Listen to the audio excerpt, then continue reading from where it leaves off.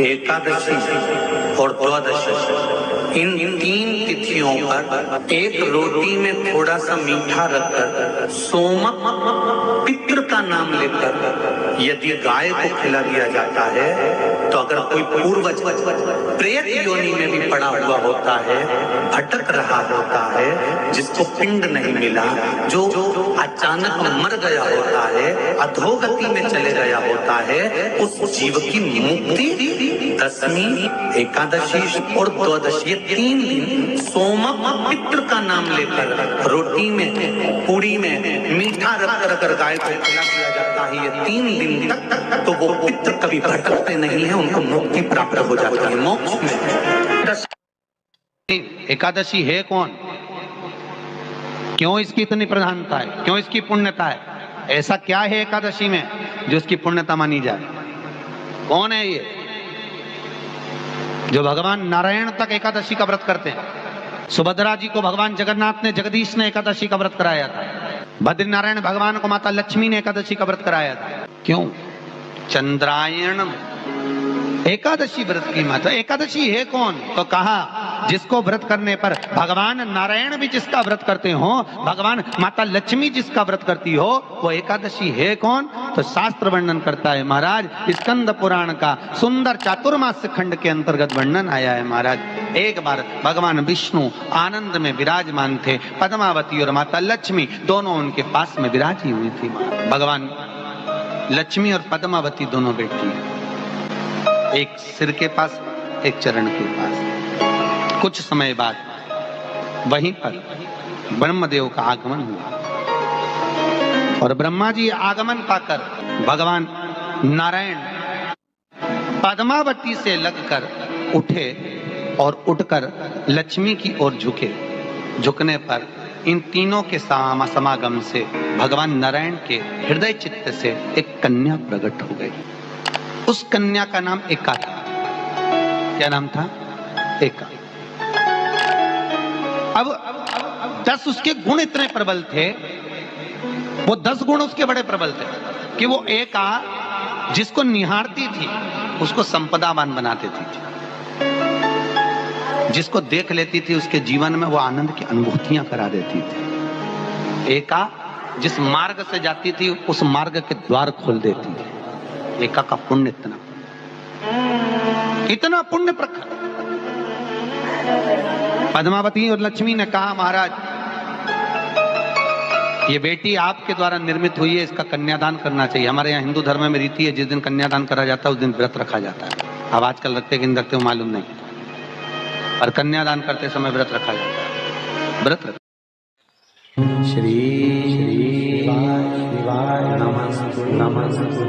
एकादशी के दिन कभी कभी तुम बद्रीनाथ चले जाओ, एकादशी के दिन तुम द्वारका चले जाओ, एकादशी के दिन तुम तिरुपति चले जाओ, एकादशी के दिन तुम जगन्नाथ चले जाओ, एकादशी के दिन तुम्हारी मर्जी पड़े भगवान के किसी धाम में चले जाओ और भगवान को भोग लगाओ और उनकी थाली को झांक कर देखना, उसमें चावल जरूर मिलेगा। उसमें ऐसा नहीं है कि चावल नहीं मिलेगा। बद्री नारायण में भगवान को चावल का भोग लगा हुआ मिलेगा, द्वारका में चावल का भोग लगा हुआ मिलेगा, आपको जगन्नाथ में चावल का भोग लगा हुआ मिलेगा, तिरुपति में मिलेगा, द्वारकाधीश में मिलेगा, नाथद्वारा में मिलेगा, सांवरिया सेठ में मिलेगा, ठाकुरोली जी में मिलेगा। आप जहां जाओगे वहां पर एकादशी के दिन भगवान को चावल आएगा, क्योंकि भगवान के लिए परहेज नहीं है। जो काम में डूबा हुआ है, जो आसक्ति में डूबा हुआ है, जो लोभ में डूबा हुआ है, जो वासनाओं में डूबा हुआ है, जो तृष्णा में डूबा हुआ है, और जो माता के गर्भ से जन्म लिया, एकादशी के दिन चावल उसको नहीं खाना। एकादशी और द्वादशी के दिन हमारे हिंदू धर्म, हमारा शास्त्र कहता है, हमारे शास्त्र, हमारे वेद डॉक्टर वर्णन करते हैं कि पीपल के पत्ते को अगर एकादशी और द्वादशी के दिन एक तांबे के पात्र में गला कर रख दिया जाए और उस पानी का आचमन 3 बार करा जाए तो जिसकी नाड़ियां चोक भी हो जाती है, डॉक्टर बोले इसका बाईपास करना पड़ेगा, उसको केवल 3 आचमन पानी एकादशी और द्वादशी को पीपल के पत्ते का कराया जाए तो अंदर की नाड़ियां भी खुल जाती हैं। भगवान का एक नाम है अघोर। ब्रह्मा जी को दर्शन दिया, अघोर मतलब सिद्ध नाम। और बहुत ध्यान से सुनना भाई, बहुत प्रयास कर लिया आपने, कामना सिद्ध नहीं हो रही। 1 लोटा जल, एक जल का पात्र लीजिए उस जल के पात्र को लेकर उसमें थोड़ा सा लाल चंदन डालकर बेलपत्री के वृक्ष के नीचे और देवाधिदेव महादेव को चढ़ाना प्रारंभ करें। उसके बाद में एक लोटा जल स्वच्छ फिर शिव जी को चढ़ाएं। श्री शिवाय नमस्तुभ्यम बोलकर आपकी कामना कहकर भगवान शिव पर अघोरेश्वर महादेव का नाम लेकर आप चढ़ाना प्रारंभ करिए। बाबा आपका कार्य 3 महीने के अंदर पूर्ण कर देगा। सब ने संहार मांग तुझे क्या चाहिए। एकादशी ने भगवान विष्णु से कहा, नाथ प्रभु वर दे दो, मृत्यु लोक में जो मनुष्य मेरा व्रत करेगा, चाहे जलचर थलचर वायुचर या सांसारिक मनुष्य, मेरा अगर एकादशी का व्रत करेगा, प्रभु उसके यहाँ धन धान्य वैभव सुख संपदा बढ़ेगी और उस जीवात्मा को नरक नहीं भोगना पड़ेगा, सीधे वैकुंठ का उसको वास मिलेगा। जब जीव आत्मा को लेकर चला जाएगा, यम के दूत जब बंदी बनाकर ले जा रहे होंगे उस जीवात्मा को, जिसके प्राण छूटे होंगे, यम के दूत जब बंदी बनाकर ले जा रहे होंगे, तब मुझे वर दो कि मैं इसका हाथ पकड़कर बेतरनी से पार उतार कर सारे नरकों से निकालती हुई आपके धाम में लेकर आऊं। भगवान ने वर दे दिया, तथास्तु। हे एकादशी सुनो, मृत्यु लोक का मनुष्य अन्न का त्याग कर कर, क्योंकि अन्न में एकादशी के दिन पाप पुरुष रहता है, अन्न का त्याग कर कर एकादशी के दिन जो मनुष्य तुम्हारा व्रत धारण करेगा, उस व्रत को करेगा और उस व्रत को धारण करेगा, उसकी मनोकामना पूर्ण होकर वो मेरे ही धाम को जाएगा। ये तो हुआ एकादशी के जन्म की कथा। एकादशी का व्रत करती, बहुत ध्यान से सुनना आज की कथा को, शायद जिंदगी में मिली ना मिली, पर ये कथा का रिश्ता तो बहुत ध्यान से सुनना। स्कंद पुराण यहाँ तक कहती है कि इस कथा के चरित्र को जो श्रवण कर लेता है उसको 26 एकादशी करना भी नहीं पड़ती। इस एकादशी की केवल ये कथा सुनकर ही वो तर जाता है। बहुत ध्यान से सुनना इसको, कथा को। एकादशी के दिन जब आप जल शंकर को चढ़ाने तो रोज ही जाते हैं। जब एकादशी का दिन रहे और शंकर जी के मंदिर में आप जल समर्पित करें तो 3 बार मुख से स्वधा स्वधा स्वधा या स्वधा स्तोत्र का पाठ, जिसमें 12 श्लोक 2-4 हैं। पैसा तो आ रहा है पर घर में टिक नहीं रहा। डॉक्टर में, पुलिस में, एक्सीडेंट आदि में, कहीं गलत जगह पर व्यसन में अगर पैसा जा रहा है, जुए में, मांसाहार, मदिरा पान, या कहीं आया पैसा, पैसा आने में कमी नहीं, आ रहा है पर टिक नहीं रहा, रुक नहीं रहा।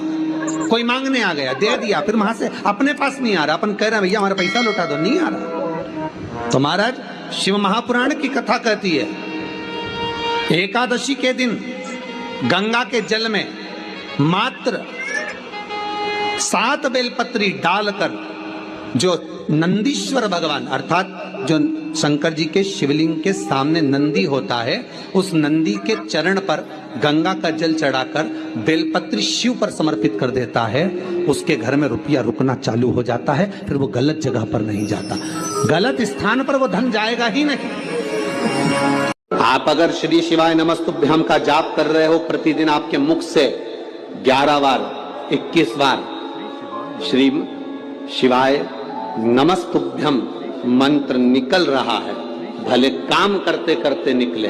शास्त्र कहता है 1 वर्ष 11 दिन जिसके मुख से 11 बार प्रतिदिन श्री शिवाय नमस्तुभ्यम मंत्र का जाप निकलता है, वो मंत्र सिद्ध हो जाता है और उस मंत्र से वो अपने जीवन को सुखी कर सकते हैं। अभिषेक कर रहे हो, जल चढ़ा रहे हो, दूध चढ़ा रहे हो, आप पंचामृत सामग्री समर्पित कर रहे हो, आप दुनिया की सारी वस्तु भगवान को दे रहे हो, तो घी चढ़ाते समय जब घी चढ़ जाए, शंकर के शिवलिंग पर घी चढ़ गया, उसकी 1 उंगली लेकर शिव मंदिर में जहां शंकर जी पिंडी पर बैठे हैं, उस जलाधारी पर जो शिवलिंग रखा हुआ है, उसके चारों तरफ उस घृत को लगा देना चाहिए अपनी कामना कर कर। महाराज शिव उसको स्वीकार करता है। जो अभिषेक आपने किया है वो अभिषेक का फल भगवान भोलेनाथ कुछ ही दिन में प्रदान कर देते हैं, मात्र उंगली फेर देने पर। घृत पात्र की उंगली को याद रखिए। गौदान और एकादशी, श्रीमद वल्लभाचार्य जी ने मायावत का खंडन करा था जगन्नाथपुरी में, और श्रीमद वल्लभाचार्य जी ने कहा था एकादशी मरने के बाद मत दो, एकादशी जीते जी दो। कहा था कि नहीं कहा था?